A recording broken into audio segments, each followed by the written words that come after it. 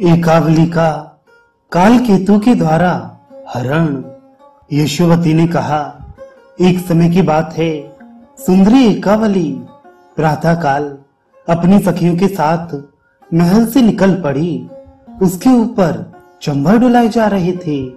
रक्षकों की पूर्ण व्यवस्था थी। राजेंद्र, उस सुंदरी राजकुमारी के साथ चलने वाले रक्षक पूरे सावधान थे। उनकी भुजाएं आयुधों से सुशोभित थी। मैं भी साथ थी। सुंदर कमल देखकर मनोरंजन के लिए राजकुमारी का यहाँ आना हुआ था। साथ बहुत सी सखियां भी थी। जब मैं और एकावली खेलने में व्यस्त थी, उसी समय अकस्मात एक प्रचंड दानव यहाँ आ पहुंचा। उसका नाम कालकेतु था। बहुत से राक्षस उसके साथ थे। सहचारी राक्षसों की भुजाएं परिघ, तलवार, गदा, धनुष बाण और तोमरों से सुसज्जित थी। राजकुमारी एकावली का रूप बड़ा मनोहर है। दुष्ट कालकेतु की आंखें उस पर गड़ गईं। राजन, उस समय मैंने एकावली से कहा, कमल लोचनी, देखो ये कोई दानव आ गया। अतः हम लोग रक्षकों के बीच भाग चले। राजन, यूं विचार करके सखी एकावली और मैं भयभीत होकर तुरंत भागे और जहां अस्त्र शस्त्र लिए सैनिक खड़े थे, उनके बीच चली आईं। कालकेतु ने हाथ में विशाल गदा उठाई और मैं दौड़कर पास आ गया। उस दानव के प्रभाव से रक्षक दूर हट गए। फिर तो कमल नयनी एकावली उसके हाथ लग गई।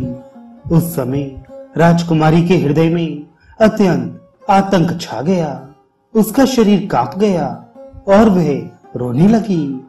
मैंने उस दानव कालकेतु से कहा, तुम इस राजकुमारी को छोड़ दो, मैं साथ चलने को तैयार हूं, मुझे स्वीकार करो। परंतु मेरी बातें अनसुनी करके एकावली को लेकर वह दैत्य चल दिया।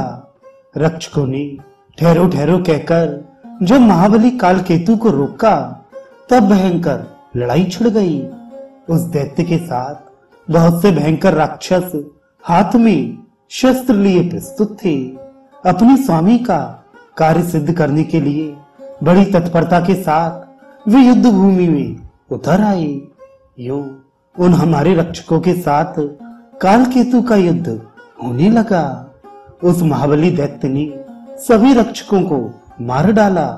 राजकुमारी उसके अधिकार में आ गई। तदनंतर दानवी सेना के साथ वह राक्षस राजकुमारी को लेकर अपने नगर को जाने लगा। कालकेतु के अधिकार में पड़ी हुई वह राजकुमारी रो रही थी।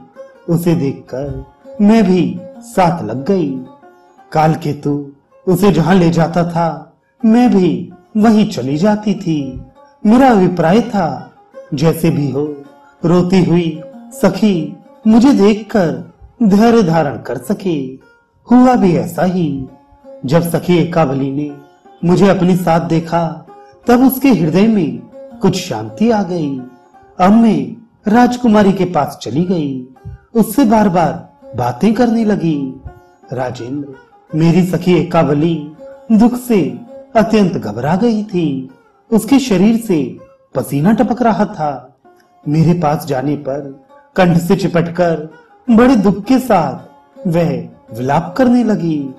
उधर कालकेतु ने प्रीत प्रदर्शित करते हुए मुझसे कहा, चंचल नेत्र वाली तुम्हारी सखी एकावली डर गई है। तुम उसे आश्वासन देकर मेरा संदेश कहो। प्रिय, मेरा नगर स्वर्ग के समान सुखदाई है। अब तुम उसके समीप आ गई हो। मैं तुम्हारा दास बन गया हूँ। फिर तुम इतनी करुणा के साथ क्यों विलाप कर रही हो? सुलोचनी, स्वस्थ हो जाओ। इस प्रकार कहकर दुरात्मा कालकेतु मुझे भी, जो एकावली के पास खड़ी थी, उत्तम रथ पर बिठाकर बड़ी उतावली के साथ अपनी मनोहर नगरी में चला गया। बड़ी भारी सेना उसके पास थी। उस दैत्य का मुख ऐसा प्रसन्न था मानो खिला हुआ कमल हो। वहां पहुंचने पर उस दानव ने मुझको और एकावली को एक भव्य भवन में ठहराया। उस भवन की रक्षा के लिए उसके द्वारा बहुत संख्यक राक्षस नियुक्त हो गए। राजन, अब दूसरे दिन की बात सुनो। कालकेतु ने मुझसे कहा कि तुम्हारी सखी एकावली विरह से घबरा गई है। यह बालिका निरंतर चिंता में डूबी रहती है, तुम इसे समझा दो। सुंदर कमर वाली कांते, तुम मेरी पत्नी बनकर इच्छानुसार सुख भोगो। चंद्रवदनी, अब इस राज्य पर तुम्हारा अधिकार रहेगा। मैं सदा के लिए तुम्हारा सेवक बन गया। वह दानव बार बार यही वाक्य कह रहा था। उसे सुनकर मैंने खरा जवाब दे दिया। मैंने कहा, राजन, ऐसी अप्रिय बात मेरे मुख से नहीं निकल सकती, तुम स्वयं ही इससे कहो। मेरे कथन के पश्चात उस दुरात्मा ने मेरी प्यारी सखी एकावली से विनय पूर्वक कहा, कृष्णोदरी, तुमने मुझ पर मंत्र प्रयोग कर रखा है। कांते, उस मंत्र से अत्यंत आहत मेरा हृदय अब तुम्हारे अधीन है। अतः अब मैं तुम्हारे वशीभूत हो चुका हूँ, इसमें कोई संशय नहीं है। कल्याणी, तुम मुझे पति बनाकर इसे सफल करो। एकावली ने कहा, राजकुमार है बड़े भाग्यशाली पुरुष हैं, उन्हीं के साथ मेरा विवाह करने के लिए पिताजी ने निश्चय कर लिया है। मैं अपने मन में उन्हें वरण भी कर चुकी हूँ। फिर कन्या के लिए जिस सनातन धर्म का पालन करना अनिवार्य है, उसका परित्याग करके अब मैं कैसे दूसरे को पति बनाऊं? हमारा ये शास्त्रीय सिद्धांत तुमसे भी छिपा नहीं है कि पिता कन्या को जिसे सौंपना चाहे उसी को कन्या अपना पति बनाए। कन्या सदा के लिए परतंत्र है, अपनी इच्छा से वह कभी भी कुछ कर नहीं सकती। राजन, एकावली के इस प्रकार कहने पर भी दुरात्मा कालकेतु अपने निश्चय से नहीं डिगा, कारण वह राजकुमारी पर आसक्त हो चुका था।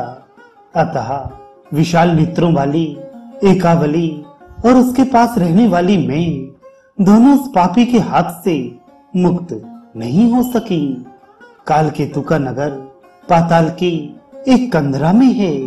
वहां अनेक प्रकार की कठिनाइयां दृष्टिगोचर होती हैं। वहीं कालकेतु का किला है, चारों तरफ खाइयां बनी हैं, अनेकों पहरेदार पहरा दे रहे हैं। वहीं मेरी प्राण प्यारी सखी एकावली अत्यंत कष्ट के साथ समय व्यतीत कर रही है। उसी के विरह से असीम दुख में पड़ी हुई मैं यहाँ इस प्रकार विलख रही हूँ।